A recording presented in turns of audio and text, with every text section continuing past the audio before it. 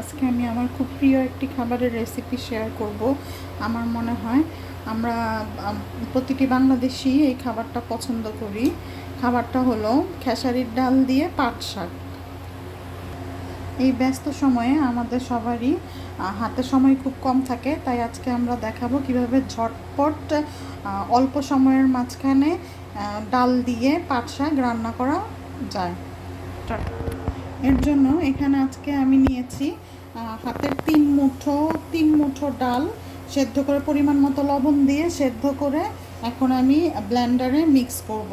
কারণ আমি তো দেশের বাইরে থাকি, যার কারণে আমাদের এখানে পাটা পুতা দিয়ে বাটাবাটি করাটা একটু ঝামেলা, বা সেটা ম্যানেজ করাটাও টাফ। সেজন্য আমি মিক্সারে ব্লেন্ড করে নিব ডালটা। এখন আমি পরিমাণ মতো খাবার পানি মেশাচ্ছি যাতে ব্লেন্ডারে মিক্সারটা খুব সুন্দরভাবে মিক্স হয়। এখানে ডাল ব্লেন্ড করার সময় আমি হাফ চা চামচ পরিমাণ হলুদের গুঁড়া, হাফ চামচ ধনিয়ার গুঁড়া, হাফ চা চামচ মরিচের গুঁড়া ইউজ করব। ব্লেন্ডিং করার সময় আমি এই ইনগ্রিডিয়েন্টসগুলো দিয়ে দিব। এখানে আমরা ডাল ব্লেন্ড করে যেই হাঁড়িতে রান্না করব সেই হাঁড়িতে ঢেলে নিয়েছি ব্লেন্ডার থেকে, মিক্সার থেকে। এখন আমি মিক্সারটা ধুয়ে পানি দিয়ে দিব। যেহেতু ডাল আগে থেকেই সেদ্ধ করা আছে, তাই আমি বেশিক্ষণ জাল দিব না, অল্প সময়ই জাল দেবো। এটা এখন কিছুক্ষণ জাল দিব। এখন আমি ব্লেন্ডিং করা ডালগুলো 10 মিনিট জাল করে নিয়েছি। এখন আগে থেকে ধুয়ে বেছে রাখা শাকগুলো দিয়ে দিব এর মাঝখানে।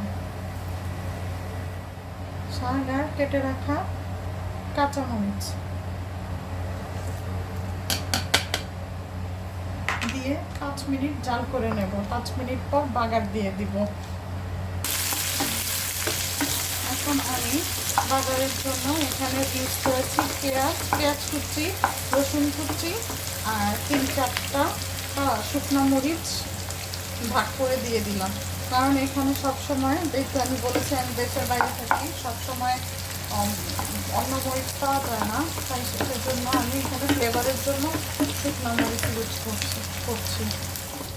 পেঁয়াজ রসুন কুচিগুলো যখন এরকম গোল্ডেন ব্রাউন হয়ে যাবে তখন বুঝতে হবে যে আমাদের বাগার একদম রেডি। তখন আমরা যে শাক আর ডালের মধ্যে এভাবে ছেড়ে দিয়ে আরও 3 মিনিট জাল করে আমাদের চুলা বন্ধ করে দিব। আমি এখন বাগার দেওয়ার পরে এর মধ্যে একটু জিরার গুঁড়া অ্যাড করে দিব, জাস্ট ফর স্মেলের জন্য, নাইস স্মেল। এখন বাগারের সাথে জিরার গুঁড়া দেওয়ার পরে খুব সুন্দর একটা স্মেল আসছে, নাইস, দেখতে অনেক সুন্দর হয়েছে। এভাবে থিকনেসটা দেখার পরে ঘন হয়ে গেলে, দেখুন আমার ডালটা বেশ ঘন হয়ে গেছে, স্বাভাবিক। আবার একদম পুরোপুরি ঘন হয়ে গেলে খেতে ভালো লাগবে না, সেটা ডালের মতো লাগবে না। তো নর্মাল ঘন অবস্থায় থাকতেই আমরা চুলার জাল বন্ধ করে দেব। যেহেতু এই তো রেডি হয়ে গেছে, খুবই মজাদার খেতে পাট শাক দিয়ে ডাল।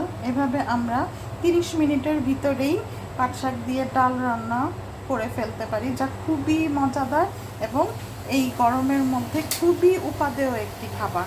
ওকে ভিউয়ার্স, বাই।